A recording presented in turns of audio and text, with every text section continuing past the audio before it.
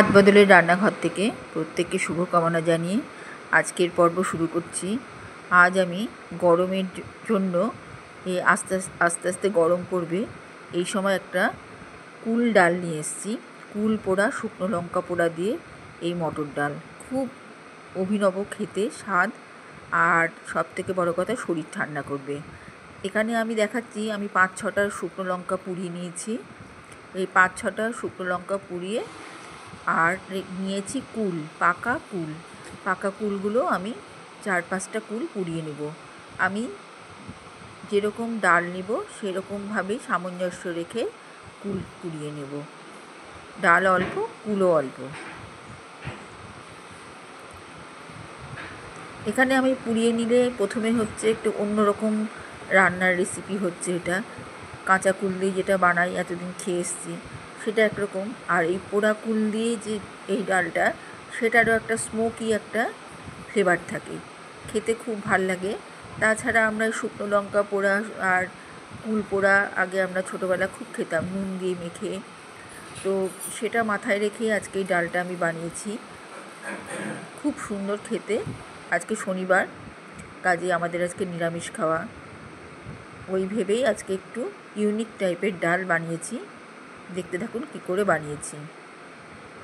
আমি এখানে সবকটা কুলই এইভাবে ছুরির ডগার মধ্যে গেঁথে নিয়ে পুড়িয়ে নিলাম।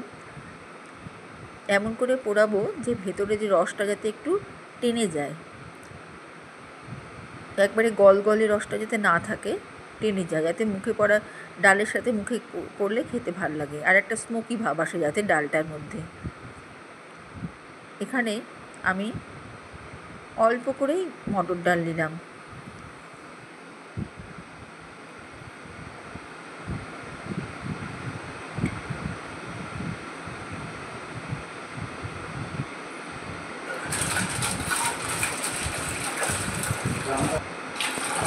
জল দিয়ে ভালো করে ডালটাকে ধুয়ে নিয়ে আবার জল সমেতই বসিয়ে দিলাম। কুল আর শুকনো লঙ্কা পোড়া এখানে থাকলো, পরে কাজে লাগবে। ডাল যখন ভালো করে ফুটে উঠছে তখন আমি একটু চেঞ্জ করে নিলাম বাসনটাকে, এতে একটু সুবিধা হবে, তাই এখানেই ডালটা হতে থাকবে।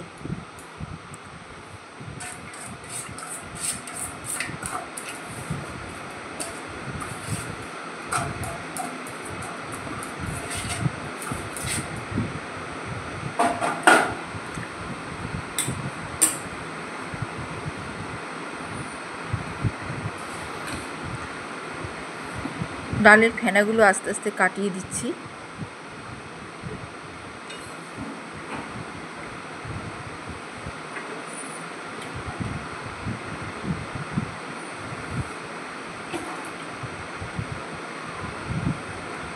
এখানে সেদ্ধ হতে থাক। আর একটা মশলা আমার দরকার, ফোড়ন দিয়ে দেব। এখানে অল্প ধনে, অল্প এই যে আদাটা দেখাচ্ছিলাম এর অর্ধেক মতো করে কেটে নিয়েছি, আর একটা শুকনো লঙ্কা, জাস্ট একটু টেস্টের জন্য আর হালকা ঝালের জন্য। মশলা খুব কম যাবে এর মধ্যে।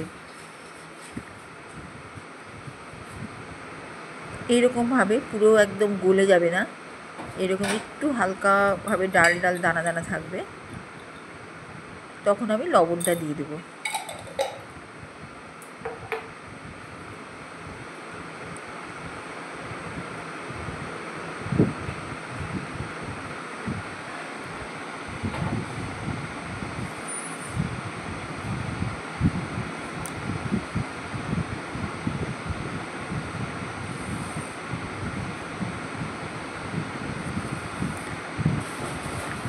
এবার ফোড়ন দেওয়ার পালা।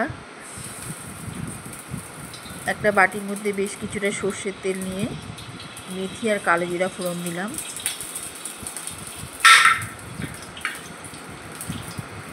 এখানে আমি কোনো রকম শুকনো লঙ্কা দেবো না, তাহলে আমি যে শুকনো পোড়া লঙ্কাটার ফ্লেভারটা আমি ডালে রাখবো, এখানে যদি ভাজা লঙ্কা দিই তাহলে সেই ফ্লেভারটা পাওয়া যাবে না।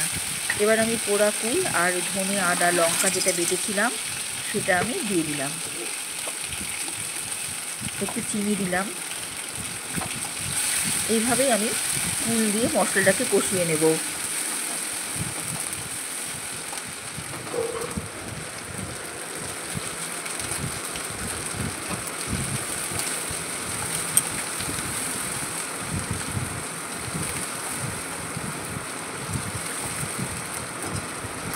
এবার আমি এতে শুকনো লঙ্কা যেটা পুড়িয়ে রেখেছিলাম সেই ফ্লেভারটা দিয়ে দিলাম, দিয়েই ডাল ঢেলে দিলাম।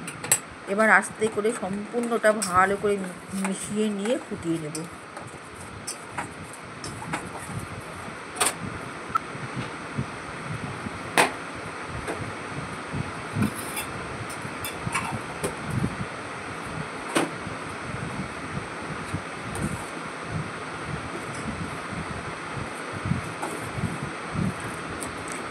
মোটামুটি ডালটা তৈরি হয়ে গিয়েছে। এবারে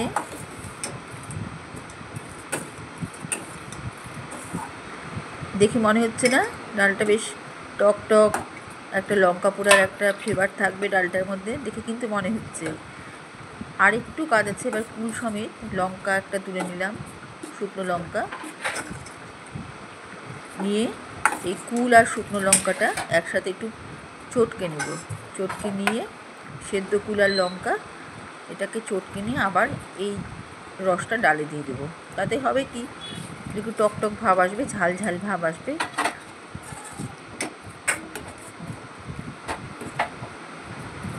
এবার একটু দেখি টেস্ট করে কীরকম হলো, সব কিছু ঠিকঠাক আছে কি না। সব ঠিক আছে। এভাবেই আবার শুকনো লঙ্কা পোড়া ছড়িয়ে পরিবেশন করব।